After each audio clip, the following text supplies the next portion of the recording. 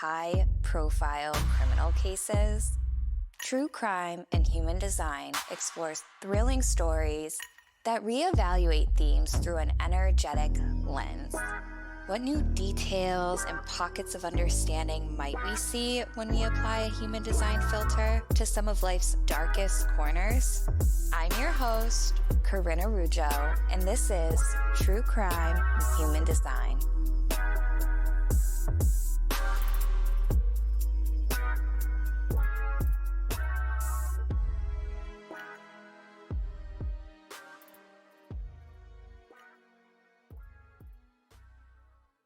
Hi, I am so excited to be on today. Not only are we going to be talking about Richard Ramirez, who I just find such a significant person, and his history is so valuable to understanding why these things happen. We also have a special guest. Our special guest is Eden Carpenter.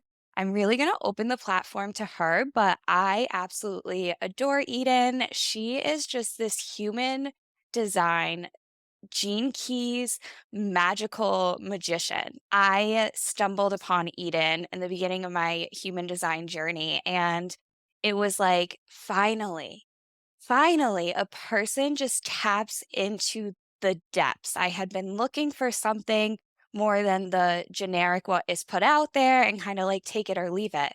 And Eden made it so you went deeper and you understood it in a level where you could actually feel it in your physical body.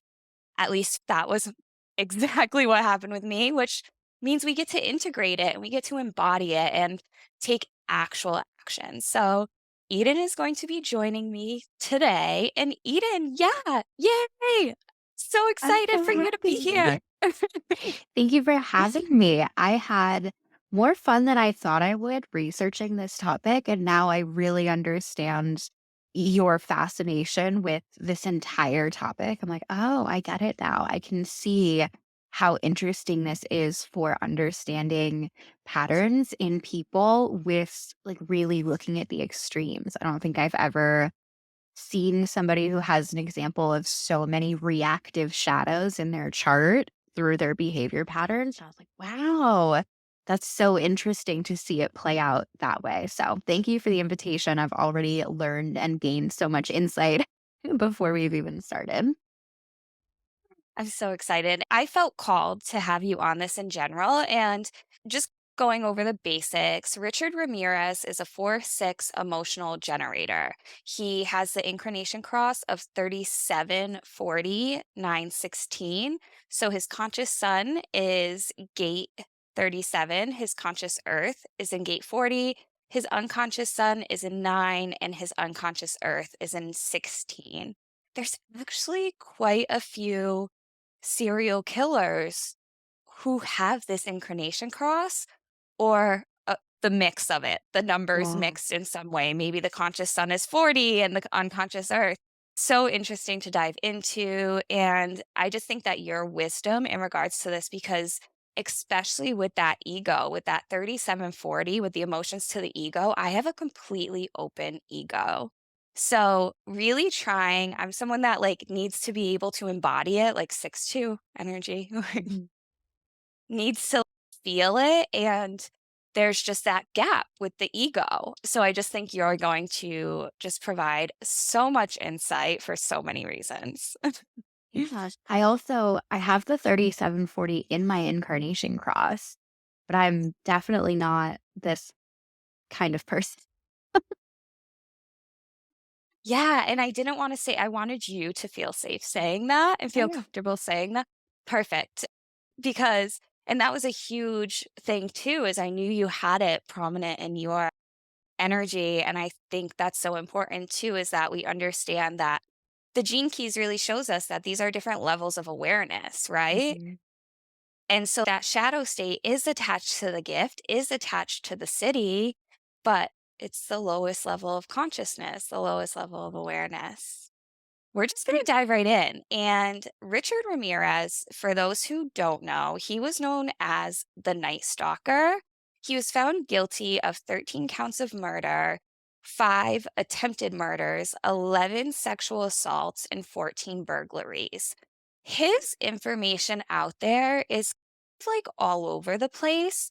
They actually came out with a documentary of the original detectives and investigators and law enforcement that did capture him. That was when more of the sexual abuse with children was exposed as well. So there is a history of that sexual abuse with children, and it goes back to actually his niece came forward about it. When she was a child, he sexually abused her. And she told people in the family, and they told her she was lying. They didn't believe her. That's so sad. Yeah. She remembers and she recalls him during the day, he was Uncle Rick and he was your normal uncle. His parents are Mexican immigrants. So, right there, it's 1960. He's the youngest of five, and they're Mexican immigrants in El Paso, Texas. Here we can already see or already know, paint a picture of what society looked like then, and especially during his childhood. His father actually had been a policeman, but he was a policeman in Mexico and he believed in corporal punishment. The reports on his childhood are pretty vague, which I find problematic because you have such a significant serial killer and criminal who has done massive amounts of harm. And there's little details out there about his childhood, but what is out there is really, really significant. There's a report that his dad would tie him up in the cemetery overnight as a punishment. He's also 4'6", which is so transpersonal, and he has all tribal circuitry. Like, all of his channels are on tribal circuitry with not one, but 2 channels in that emotional center, but none of them reach to that throat center. There's so much energy that he's processing that's coming up. Like, he has to process the emotions of his childhood or they're just going to sit there and fester, and he's pushing them down, and it's coming out in behavior patterns that are not socially acceptable and not safe for anyone involved. Yeah, I love that you spun it like that and saw it like that. My wife was like, "You better not be bringing me up a lot in this," and I have to bring her up for Richard Ramirez. So we explore serial killers together and true crime together, and really my work I've done, it just allows her to feel more free in being able to explore these really complex topics. She has the same incarnation cross as him. She has the same centers defined. She's also a 4-6 emotional generator. I see the really heavy energy too at the bottom. There's those motor centers too. And then Mhm. there's that completely open energy. And the 4-6 is really here to develop a greater self awareness through looking up to their role models. He had his cousin Mike, was an older cousin. Did you read about him? I did read about that one. Oh, that's quite a 11, 12-year-old, like, age range experience. When I was thinking about, like, the EQ and the IQ, and I couldn't remember what gate placements those were, but you have it on Genetic Matrix, so you could look up the gene keys chart of it, just because I was curious about, especially around that age, the EQ that develops around that time. So he started to get his fantasies and that sympathy and apathy, and he was picking that up. And of course, his role models, the people that he was learning from, are the people that he's like learning his fantasies from. And 30, that gate of desire, is a split for him. And so that's one of the gates. The gate of fantasy is one that he's going to go up against a lot of. If I can break through this, the split feels connected. I feel whole. So it's a way of connecting with himself through fantasies and through enacting the fantasies with that third line. There was some experimentation, some trial and error, some like kitchens, like, I'm going to get my hands messy energy for this fantasy. And so that's like the anticipation. And again, with the cross of planning, it does create that persona of I'm going to plan something meticulously. I'm going to take my time. I'm going to anticipate it. I'm going to visualize the fantasy. I'm going to get into the energy. And then there is a big emotional release on the other side, which his emotional center was really craving. I was like, what's his EQ? 41.3? That's fascinating. I'm so glad you said that. I actually was like, I'm not even gonna go too deep into the gene keys because I know Eden's gonna do it, and I can't wait to see that part of it. Holy cow, and especially during that time. So what happened is Richard had an older cousin who actually was in Vietnam. He was part of the war. He came home and he was very, very close to Richard. Richard really looked up to him as his role model. And he would show Richard pictures of him torturing and raping Vietnamese women. So this is 11, 12, 13 years old. Like you just said, here's that fantasy coming into play. Mhm. Here's that very much like imagery and learning as that role model from your role Yeah. model. One of the final pictures that is mentioned that he showed him is his cousin holding one of his rape victims decapitated. And then a year later, Mike killed his wife in front of Richard, and Richard was so much in the space that blood spattered on him and on his face. Here, he has this role model who also was getting him into drugs. Mhm. So here he has this role model. He really has that I think too with those open centers, so like that crown down to the G center, right? That undefined identity too of Yeah.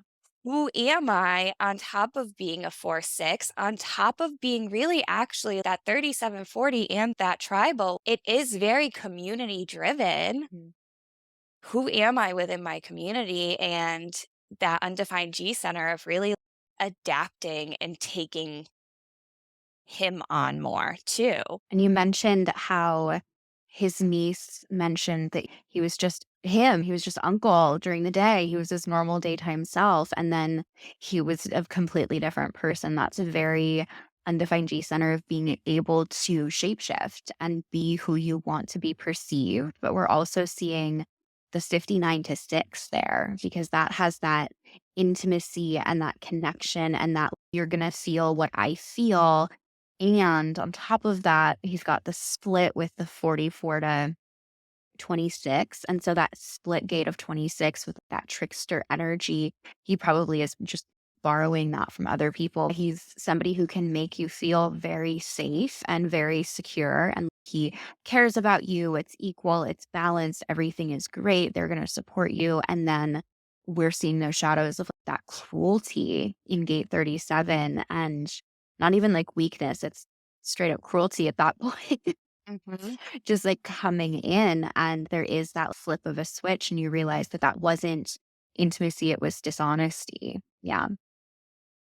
Even just like in his history in itself, he also, on top of it, so not only was his father obviously abusive, we don't know all of the things, but if you believe in corporal punishment and you're tying your son up to cemeteries in the middle of the night, and your parenting tactics are a little more Well, they abusive. clearly weren't effective. Yeah, not effective at all. And anything, it just feeds more in because he was the night stalker, right? Mhm. Actually, it's reported that he was, again, only 13 years old when his cousin killed his wife in front of him, blood spattered on him. And it's reported that this is when he started to decline. He started engaging in more criminal behaviors. He started stealing more. He started breaking into Mhm. houses. He dropped out of school. This is when he adopted more of the odd sleeping patterns. And right there, I'm like, okay, so where was the intervention? And apparently, he has a history of head injuries. And some reports have said traumatic brain injuries, and some are just labeling it as head injuries. Apparently, he was having epileptic seizures frequently. brain injuries, it depends on, of course, where the trauma is, what it's going to affect, but it seems like it probably affected some of his emotional capacities and his ability to connect with people. And yes, there's, the shadow of narcissism in gate 25, and there's a whole bunch of things that we can see, like the cruelty in 37 and the coldness in 25. Like there's a lot of that, but he lost his capacity to feel. But also, when you have a brain injury, I would assume that higher levels of consciousness are just simply not available. When we think about the gene keys we can go into, when the unconscious is stabilized and we have that core stability, then the spirit is really able to do what it wants to do and channel that bigger magic. But without being grounded, we can't reach those higher levels. And so he was really ungrounded because of all of the trauma he experienced. He closed off, did not process things that needed to be processed. And it came out in intrusive behaviors in extreme ways because he just had so much emotional energy that he never got to process, and so much cruelty that was done to him. That unfair energy of the 3740 is really strong, and it wants things to be balanced. And so he took from other people what he felt was taken from him, which was physical safety and physical comfort and things like that. So much is coming. Oh my gosh. And yes, with his victims. So actually, one of the lead cops who was undermined because he was like younger or whatever, he was actually more so undermined and he caught on to his patterns really quick.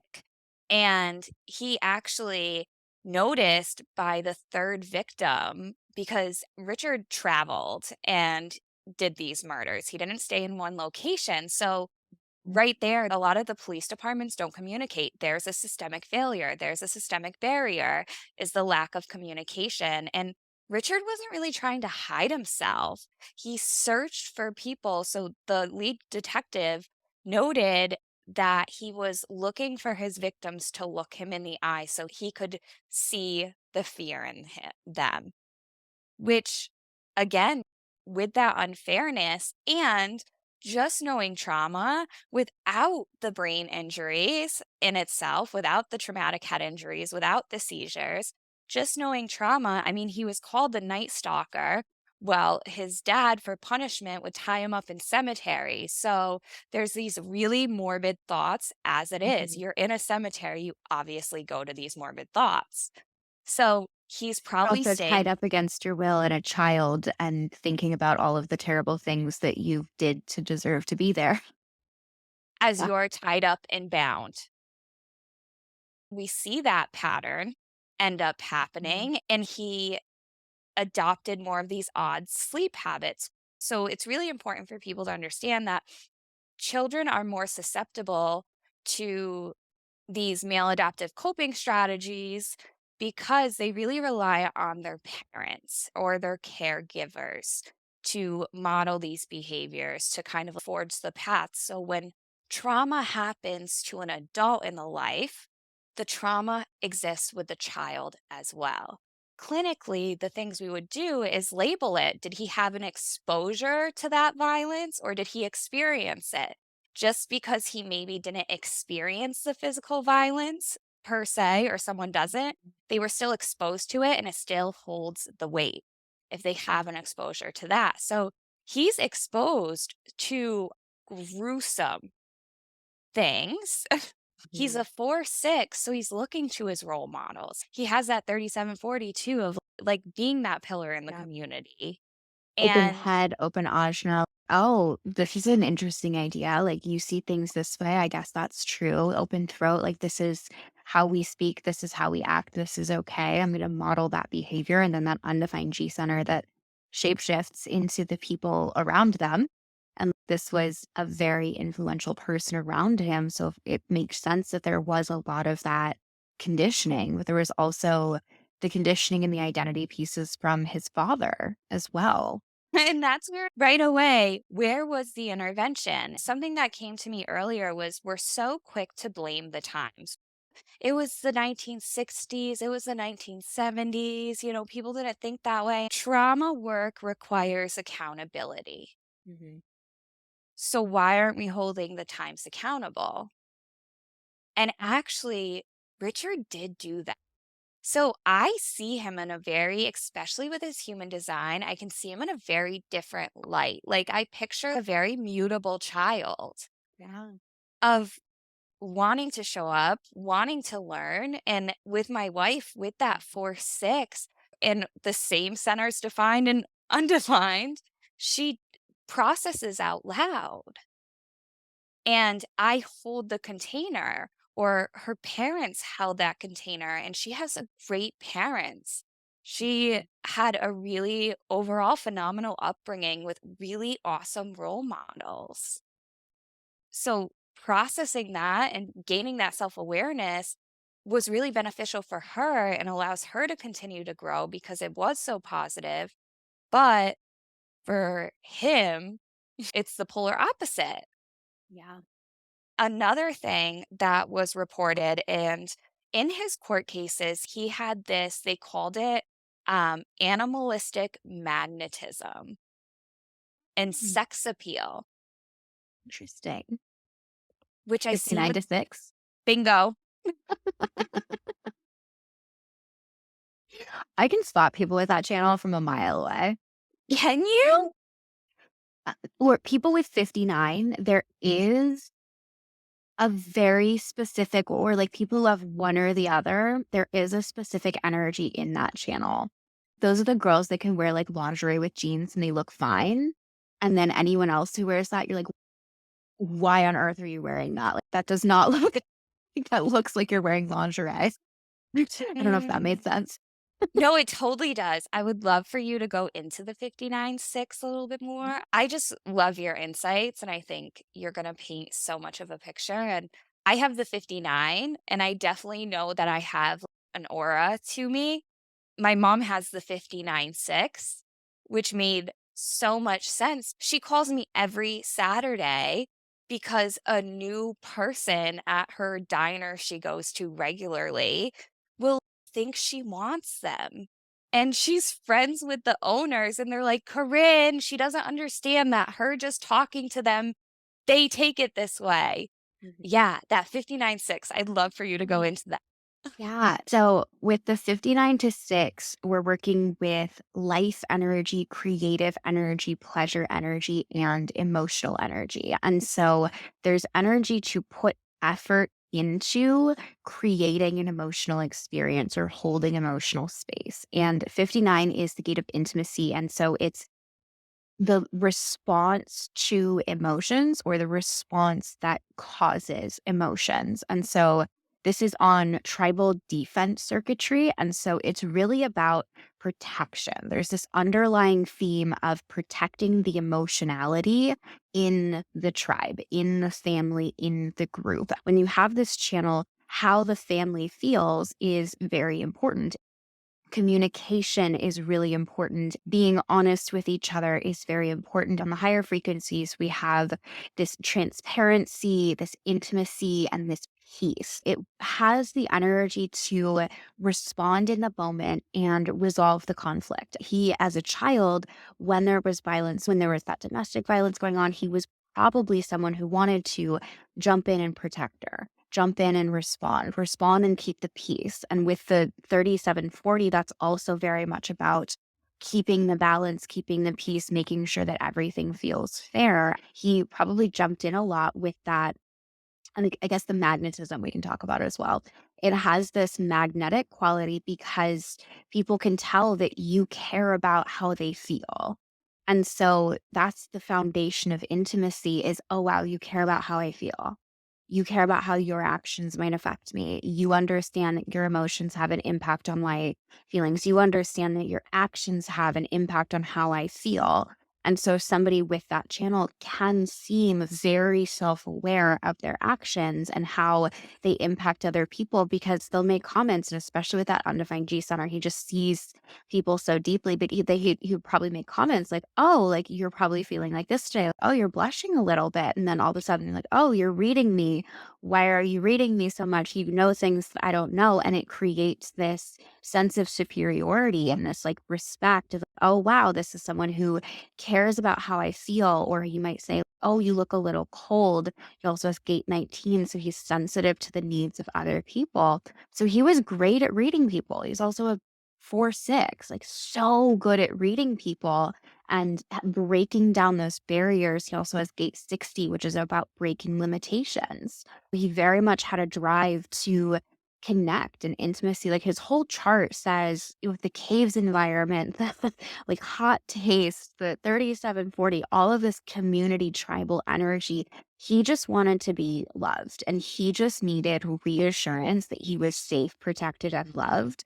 I think it's interesting that he's caves and he was tied up in a cemetery at night as a child. That was probably extremely traumatic because it's open spaces, it's cold, he's hot, thirst, so he runs cold anyways. We already knew it was extremely traumatic, but to add another layer of putting him in, like, the opposite environment than what he felt safe in. Of course, the body with trauma, what it does is it has a threshold of what it's used to and the amount of trauma that it's used to, and so as he moved away from his family, his body was all of a sudden in this fight or flight response where it makes these super high intense emotions. It creates these big responses, and it's waiting for something to happen, waiting for something to happen, waiting for something to happen.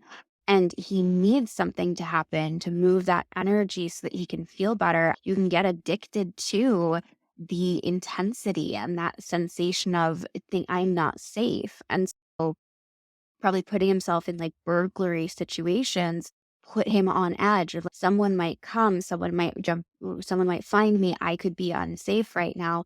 That was actually probably really calming for his nervous system. And that was a way of him regulating his body when at night it's dark, he's alone, he's getting those memories coming back, he's having, flashbacks, he doesn't know how to process it. He's okay, I need to be in a space where I'm in that anticipation of someone might catch me, someone might get mad at me, I might get in trouble. But that was actually like what he needed to do to complete the cycle because after that happened in childhood, there's a relief and he gets that calm and he gets that peace that he's actually craving. And then he's able to move on a trauma response. And it doesn't, yeah, it's a trauma response for sure. Thing you just said. See, I knew it. I knew it. Was so it's just so spot on. And that's the thing is we want to understand people better. That's what I love about looking at people's charts, looking at your human design, looking at your gene keys, because attachment theory, trauma theory, neuroscience, all these models only go so far. But at the end of the day, what's your energy? What's your soul? What do you need a little bit more of? Since I've tapped into human design, even with attachment theory in ways I used to respond to certain models of attachment, or I have friends come to me being like, am I being needy? And I'm like, maybe you're not, though. With that undefined G center, I have a defined G center. My wife has an undefined G center. I think hers is completely open, actually. And I see it with her. She just needs a little bit more reassurance. It doesn't mean she actually has insecure attachment. Did Mhm. she at one point? Yeah. Words of affirmation, not my thing. Don't tell me I'm pretty. I got it. I already did. No. But, that reassurance for her, like telling her I love her a little bit more, telling her she looks cute in that, or just those words of affirmations for her. And I see that with the undefined G center. So for him, he did need that reassurance too, a little bit more. Mhm. And everything you just said just rocked my world. Yeah. Because what came through is it's left out in a lot of reports, but in the documentary, The Night Stalker, it does mention the sexual abuse he would do to children. And a victim came forward and she said he was caring at the same time. They did trace him back to a child that was raped and murdered. They believe it was from him, but it was never confirmed. It was in his old apartment building in there. And so that's all yeah, yeah. The His shoe print MO. matches. Yeah. But after that, the children that he did assault or abuse, he would actually kidnap them for a little bit, hold them hostage, and then drop them off somewhere and tell them to go call their parents. Mhm. It's like we see how his energy can really show up if we were given the space, if he was given the space, if he wasn't exposed to all these traumatic events, if he Mhm. was supported. Like I said, where was the intervention when he was 13 years old? Yeah. Why did we not intervene? He came from Mexican immigrants. We know what the world thinks or what the United States thinks of Mexican immigrants Mhm. currently, Yes, let my alone grandfather is a first generation Mexican immigrant. My father was never taught Spanish because of what his father went through. And so, like, it was completely shut off. Like, no, we're not going to learn that language. You need to speak correctly. and that's where, like, society, this system fails people and fails children. One of the victims who did come forward, who did speak, who was a child, she said that he took her, he had her crawl in a bag, and they went to his house, and she would ask him to stop, and that she had to go to the bathroom, and he would stop, and he would take her to the bathroom and put her on the sink, and she was, like, 6 years old at this point. And then he would bring her in, it would stop for a little bit, and he would continue. So she learned real quick, if I ask to go to the bathroom, he'll stop. And he knew she was catching on, but he still, every Mhm. time, took her to the bathroom. Wow.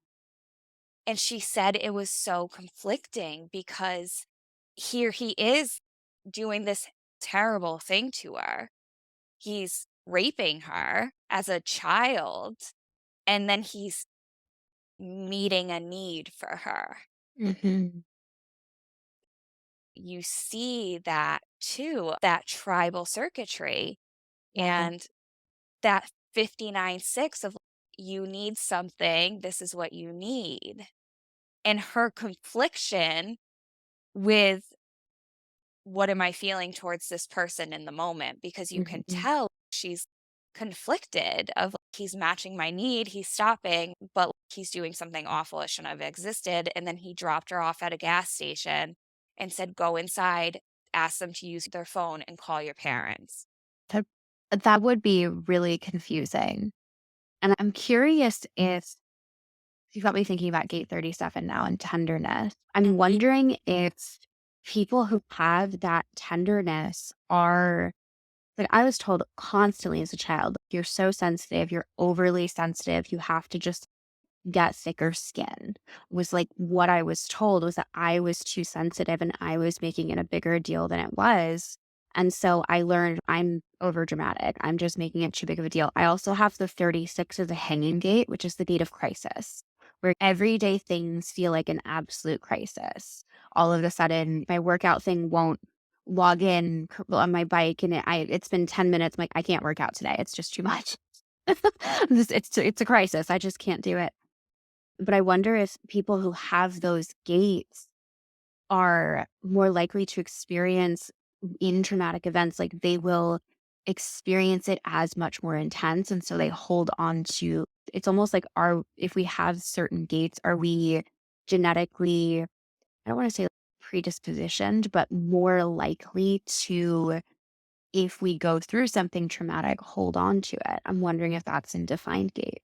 Because undefined, we hold on to the emotions of other people, but defined, we don't process our own emotions and we get stuck on loops when really it needs to be let go of. Because he does have, intimacy and he has tenderness and he has this gate of crisis and the gate of sensitivity with 19, which is all about being sensitive to your needs, but also being sensitive to the sacrifices of other people. He is aware of. I mean, that's the gift of those. He's so aware of and so sensitive to the needs and the tenderness of other people that he was so sensitive to it when he went through it. Like his sensitivity is heightened. So of course, when he went through it, it was extremely traumatic because he's so sensitive. And then that got stuck there and never released and played out on a loop. And we We know what see him happened from playing there. it out on the Yeah. loop too. So, all of that on top of it, I see in him, he played off of what people were afraid of. He played off of his ability to attune to people. It was a game for him. He Yeah. knew. Even one of his victims, one of the first crimes, he actually shot her, but she put her hands up to block the shot, and the bullet bounced off her key, Mhm. and she fell over, but it literally bounced off her key, and she was in her garage, and he went in and she heard shots, so she thought, "Okay, he went in, he's gonna come back out through the garage," so she went to the front, and as she was going to the front, he was opening the front door. And he held the gun up to her, and she said, "I mean, you already shot me. Are you really gonna do it again?" He just went silent, put the gun down, and walked past her. That right there, there's a game. But he got Yeah. her. Good point. Like, You're right. If you you're survive right. one shooting, yeah. Yeah. Oh, yeah. Actually, you're right. And there's that processing too. The traumatic brain injury there too. Or Yeah. there's certain things that, oh, of course the child needs to go to the bathroom. I don't want to clean up pee. It was like, I don't want to do that. I like that's gross. Or in Mhm. this instance, oh, of course I already shot you. I'm not going to do it again. I already did. I don't need to do it again. It is a very clear lapse in judgment, but we'll have flashes of reasoning coming through. Interesting. Yeah. And he shows that. I feel that in his energy just from my research I've done, from watching him, just feeling him move, let alone with his human design and diving deeper into his energy. That's where I think, too, the history of head injuries, the traumatic brain injuries, maybe some of it was PTSD, or maybe he wasn't sleeping at night because of the brain injury. I mean, Mhm. there's also the impulsiveness. So his murders didn't really have an I mean, they ended up having the issue is we make MO like different than more or less what we can do with it. If you look at the behaviors within a crime scene, which I've done research on that, that's how you can actually get to a killer or someone committing the crime quicker because sometimes we're like, they used a knife, so they're going to continue to use a knife. And maybe it was just the closest thing to them. What was the crime scene? Rather than assuming that they preferred a stab, maybe the object was the easiest to grab or they had access to it. So for him, his MO, like, in that sense, like, the behaviors there, he was just brutal. He was very brutal. It was impulsive. It was at night. So I'm like, okay, so there's that PTSD, but where's that traumatic brain injury? If he did have seizures, what's that connected to? What functions did that, especially during childhood, developmentally? As a child, your developmental years are crucial. And then he was going into his teenage years. He hadn't even made it there and he was having all that. So how's that playing into it? And he really didn't have like, a specific type of victim. He Mhm. just did it. Like what you said with the emotional release was just like, "Voom, here we go." Yeah. His almost entire Venus sequence is in his root center, which I think is really interesting because all Whoa. of those years where the IQ, the SQ, and the EQ, when those are all developing, all of that was related to his root center. So there's a lot of stress release related to the patterns that he experienced around those years in childhood. And so he also has that split in definition. And there's so many splits in that root center. It's got the 3, it's missing the 52, it's missing the 49. and the 30, it's 4 splits. And so, of course, there's a lot of like, when that builds up, when that activates, because the root center works in these pulses, like on and off. Like, I'm stressed. I need to take action right now. I have to do something. And oh, done. It's not really predictable. I can't really tell when it's going to happen in the future. It's just there or it's not there. And every day you just check in with it. I could see with all of that trauma being so related to his root center getting, the word that's coming through is inflamed, but that's where we get all of the reactive shadows. Like when I was going through his chart, I actually highlighted all of the gates that he had to find in like Gene Key's cheat sheet. It's a reactive shadow for sure. It's not repressive, Mhm. it's reactive. Reading through, I'm like nitpicky, pushy, tactless, dictatorial, diverted, narcissistic, enslaved, self-deluded, isolated, cold, disjointed, crisis prone, cruel, contemptuous, hyperactive, misjudged, frivolous, greedy, interfering, intrusive, rigid. Yeah, and I actually highlighted some of them too. The contemptuous being his conscious earth, what he needs to support him, to support that bright energy that's your sun. For him, what he needed to support him, contentious, and it's related to a deep denial of rage in a difficult childhood. Mhm. We see that completely.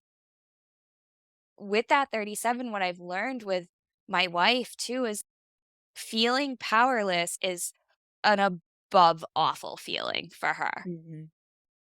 And that comes back to feeling out of balance, let alone him who really had no control over his life, who had no ability to regulate his overwhelming emotions. There was nothing done at a systemic level. At least some people, some of these serial killers, you'll see like, oh, a teacher noticed, so they said X, Y, and Z. There is nothing noted for him, which is also extremely disgusting because he was a child. He plays with the course, and there's that knowing how to get people afraid. Well, he's going to provoke the fear. He got into Satanism, and at one point he asked the librarian, like, where's the astrology books? And at this point, we know that the stigma of spirituality, especially then, was really utilized as a fear tactic. And this has Yeah. gone on. This is since the war on religion. It's all done to keep people under the same umbrella, to keep people controlled. So any mention of astrology is automatically pushed into Satanism. So does he actually claim Satanism? Yes. I mean, the pentacle he had on his hand, drawn on his hand, and he's standing there in court, like showing it. I see that being like, haha, you're afraid of this, idiot. Yeah. I have it on my arm. But I that's have a also such a cry like, for him, it's a cry for attention. It's like, bingo. "Now you see me, undefined Yeah. throat center. Now you see me. You don't love me, undefined G center, but you will feel strongly, and you will feel my feelings." Like, he pretty much said, "No one's going to ignore my emotions again," which is that defined emotional center, and I think that we understand this from having defined emotional centers where it feels really good to have an emotional impact on someone, Yeah. where you create something and you're intending to evoke a certain emotion and it does. That feels really good. I'm like, wow, I did that. I did that magic. I said those things and a minute ago you were feeling really frustrated and now you feel really free and you feel really good. There's an emotional release when that emotional energy is used on other people.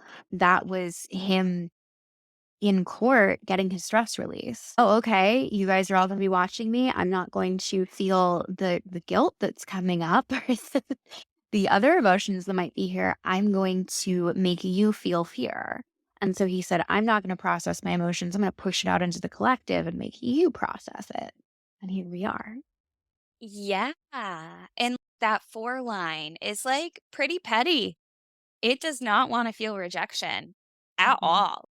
It will bite your head off And there's that polar opposite end of, okay, how can they be the most loving person? And then at the same extent, can they be really cruel and harsh? And Mhm. it's because they're afraid of abandonment because they feel so deeply and that's what they need. That's a prominent drive is like feeling part of a community, being attached, being that prominent figure. And I see that in my wife. Like, sometimes I have to be like, snake tongue, you're done. I just go 4 line, knock it off. Because it's that instant defense mechanism is to reject you before you reject me. And it can be cruel. It can be petty. Like she is sharp-witted. It's very interesting to see him in court. And also, he does play off of people. There is an interview of him that I found really valuable. It's a news reporter who is asking him questions. Did you kill these people? And he's that's not good for my appeals case. And he's, oh, so you are appealing. And so he died at the age of 53 or 56 from cancer while he was waiting on death row. What kind of Uh, cancer? Do you know? it, B cell, B cell, Okay. which also I want to do more contemplating on because Mhm. where was this in his body and look at those open centers and look at his trauma and Yeah. I tell people all the time, trauma, complex trauma, childhood trauma, adverse childhood experiences, it all attributes to poorer health because it's chronic stress, which breaks down the body. Yeah. And yeah, so he actually was having an interview and he was making a mockery of the guy, but also the person interviewing him was taking a very authoritative stance. And that's Mhm. not what you do. And that's part of like the problem with the system and why I do so well with these more intense cases or kids who have been deemed this is what they're going to be in society are these awful people, which is terrible. I remove the power dynamics. I'm not better than them. And instantly this reporter's going in and making that stance like he's better than him. For him, he's obviously going to reject that. Most people do. Mm. Yeah, Sense of superiority is not it's icky a lot of the time. and he made a comment. He was like, "If you're not denying it, you're grouped with Bundy, you're grouped with these big serial killers." And he said, "You're saying the problem is with serial killers, but where is the acknowledgement for what the government does? What this world does to society and people every single day." And I was like, "He's not wrong." Oh, And I knew instantly in that moment because he was like, "Why are you going there?" Or something was said, and instantly I knew he's going back to his childhood. What wasn't done for him? And he said, "I'm not gonna go there right now." It was like, in my childhood, this is what was done to me. yeah. I see a very sensitive and tender child that did not get the love that they craved, and they probably needed a little bit extra of that nurturing and caring and sensitivity. The 4037, it's the channel of cuddling. Like, it loves physical connection and just, like, being held, like, hugs. People with this channel are, like, great huggers, best huggers. Like, your wife probably gives you just the kind of hugs that, like, recharge your soul and give you a deep breath and ground you, and you grow up and you cry all at once in 30 seconds. Yeah. So there is this, like, craving for just closeness, Koala and bear. yeah, just the koala bears, like, just hold Mhm. me, just the closeness with that shadow, especially with, like, gate 40 that goes into aloneness. And so the 40.4 is aloneness within the community, and so he felt very alone within his tribe, within his family, within his community. That turned into pain, and that turned into lashing out, and that turned into action that was fueled by how intense his pain was. Mhm. Mm. He said at one point, death was like, "So what? Death was always part of it. See you at Disneyland." Yeah. the thing is too is my wife has that sense of humor too, is see at Disneyland and it's, "What? You just got the death sentence." Granted, there's obviously ways and they're different, but there's very prominent energy of if you don't know her and, like, you read a text from her without knowing her humor and the context behind it, like, you would be like, "Whoa, she's, like, a little dark." Is she good? So dramatized. I actually attribute that a lot when my wife gets going. I'm like, "All right, Fourline, calm down." But all that bottom root energy, all those motor centers, I'm like, "All right, we're going above a notch." And I do see with that 3740, I'm like, "Queen bee, calm it down, dramatics."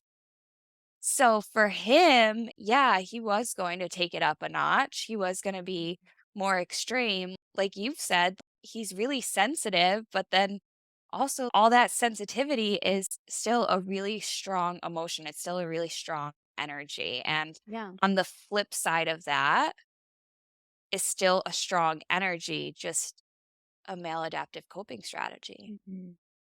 And I wonder if he was running so far from the pain of being helpless and feeling alone and isolated that he ran to the opposite side of that spectrum, which was a space where he felt like he was in control and where he was causing not to other people.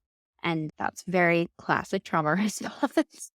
Um, but yeah, it was really coming from that fear of I don't want to ever feel powerless again. I don't want to feel like that again. I don't want to let someone hurt me like that again. I can't do that again. And so it was running from pain that caused those emotions to just build and build and build. And of course, if all he's focused on is, I don't want that to happen to me, the unconscious mind doesn't understand the word no. And so all of his attention is going towards traumatic events, violent events. And it's in this loop where that's all he can think. That's all he can feel. That's all he can experience internally. And so until he externalizes it, it's just going to continue to play. But he also has some crazy emotional waves. The source wave, the 59 to 6 is pretty steady. It goes up and then down. But then that tribal wave is the ups and ups and ups. And then he's got the 36, which offers a little bit of emotionality as well. And like, technically 41 is on an emotional wave. So he's got like collective, he has tribal waves going on all over the place. So his emotions were chaotic. And I don't know if you noticed this, but unconsciously, he's a reflector. So he is reflecting at that time the collective back. He's mirroring it and he's mirroring exactly what he was exposed to by the way he murdered people was really intense. And again, it was pretty impulsive. It feels more impulsive, but it's like that really intense. And it was just after Vietnam. And something that I find ridiculous, and as I dive back into my past work, my past research because of this podcast, I'm like, "What? My goodness, now I see why I have to take breathers because the collective is crazy. Generations above us will be like, back in my day, and you guys are sensitive, and we didn't have to lock our doors." And I'm like, three killers along a freeway, this one route, the total amount of victims amongst those three killers during the 70s, and it was a very short window of time, was 131 recorded. Ramirez was part of that time period. Dahmer was part of that time period and not included. Multiple others are part of that time period and not included. So, what are you talking about? Mhm. It's interesting that 40 and 59, when I think about generations, I always look at Pluto, but 40 and 59 are both his Pluto gate. That means that 40, it's that Mhm. energy of the isolation, the contempt, that aloneness. And so you have higher chances of having the 3740 if a whole generation of people has that gate 40 energy with Pluto. And then 59 is about that intimacy and transparency. And both of those are pretty painful. In their shadows, we've got dishonesty. We have, like a strength and resolve in gate 40 in its contemptuous shadow. It will exhaust other people. I want this. I'm selfish. I'm going to take everything that you have. And then that 59 says, I know how to get close enough to you to figure out exactly what it is that you had and that you value so that I can then take it. Yeah, it's Bingo. Which interesting, are like, that generation might have had I don't know if that contributes to it or what, but mm, interesting that there was such a height of serial killers. those are transactional relationships, and those are trauma responses too, and defense mechanisms coming up and existing for a reason. And although he acted in so many ways that really were trauma responses, he also called it out too, and he brought it to the forefront. And I think that part of that 40 and that 59 and the Pluto, it's a 5-1 energy too. He Mhm. has it in. So he's bringing that 59 in that 5 line. The 5th one is it's like the seductive energy. Yeah, that's the keynote for 59.5 is, like, the seductress. So that played into his, "Hey, His charisma. come here. You're totally Yeah. safe." Just kidding. Then on top of it with that spleen, that Mhm. defined spleen of, yep. Mhm. I think it's interesting that you pointed out the reflector part, and I love that you pointed it out too. Yeah, I wonder if 'Cause there's a correlation between, like, his murder sprees and, like, his lunar transit chart. Curious, mm, because that means that yeah, he mentally processed all of his emotions. It's like he yeah. has a lot of emotions, but they're consciously processed, not unconsciously processed, because he has no unconscious definition in his emotional center. And so, of course, his conscious mind, whenever it was present, was just focused on that intimacy. It's just the two channels of the 59.6 and the 37.40. It makes sense that he was very self-obsessed emotionally. He's got a lot of root activity consciously.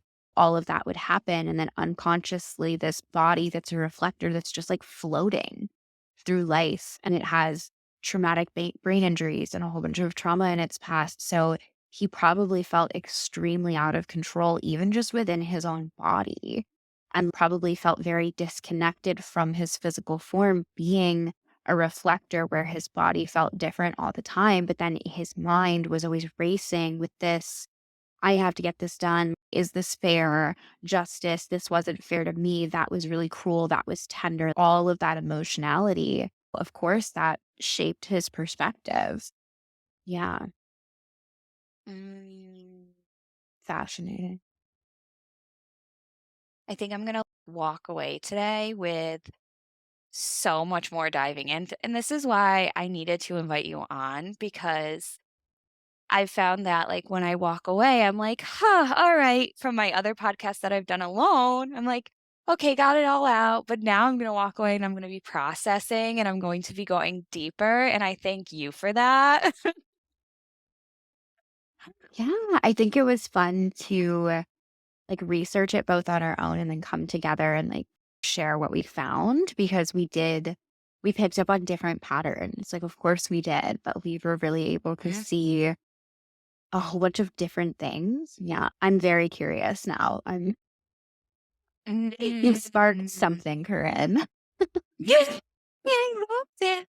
You've sparked so much in me that I had to give it back to you somehow. I just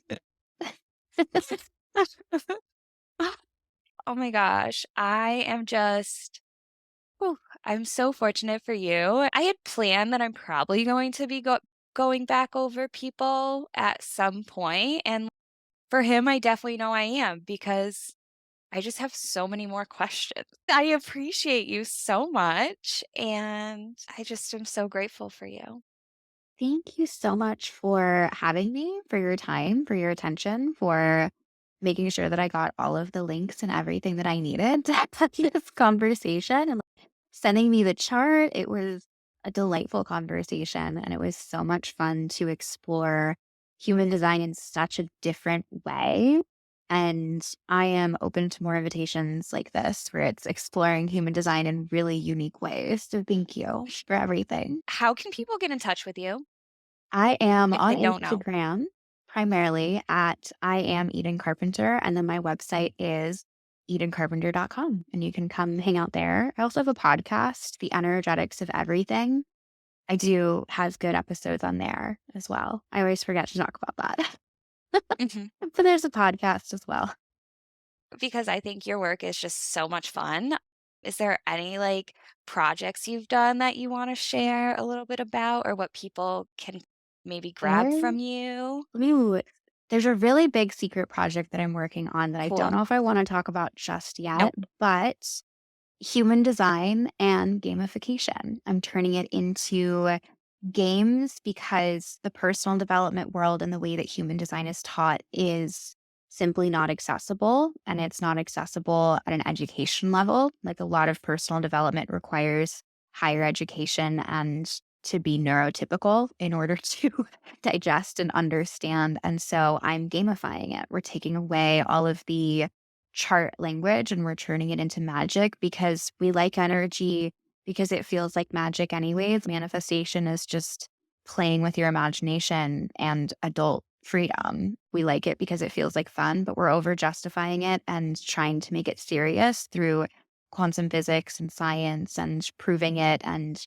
all of the things. And so I'm like, you know what? I'm done trying to sound smart. I'm just going to have fun. And if you want to know the science behind it, I'll tell you about it. But I just want to have fun with it. So, yeah, the magic of human design and it's expanding and growing into a whole bunch of really exciting things. So, yeah, come hang out with me and you'll know. But I'm gamifying human design in really fun ways. But I love that, and I do have to add in that although Eden is gamifying, it doesn't mean you're not going to learn. I have always felt that in your energy of playing and integrating and embodying and making it a fun game, and Eden just provides so much useful information, and it's very grounding and detailed, but effective.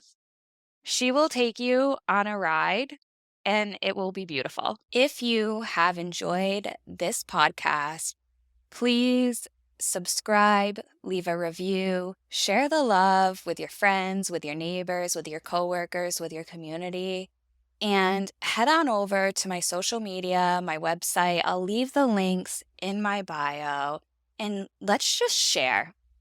This is really about connecting and sharing awareness because that's what intimacy is at its highest level of consciousness. Thank you so much, and we'll chat soon.